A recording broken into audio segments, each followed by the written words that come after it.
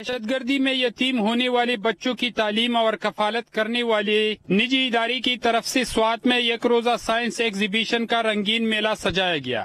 یہاں پر مختلف سٹالز لگی ہوئے ہیں جس میں میری سٹال ووکیشنل سینٹر کی ہے۔ اس سٹال میں میں نے اپنے ہاتھوں سے خود سویٹر کیا ہے، شال کیا ہے، بلینکٹ کیا ہے، بہت سارے سامان کیا ہے۔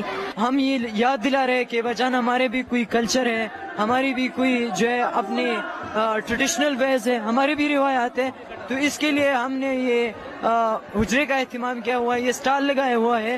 یتیم بچوں نے مختلف ماڈلز بنا کر اپنی صلاحیتوں کا لوہا منوایا، جس میں سائنس، آرٹس اور ثقافتی ماڈل شامل تھے۔ پشتون روایتی رقص نے میلے کو چار چاند لگا دیے۔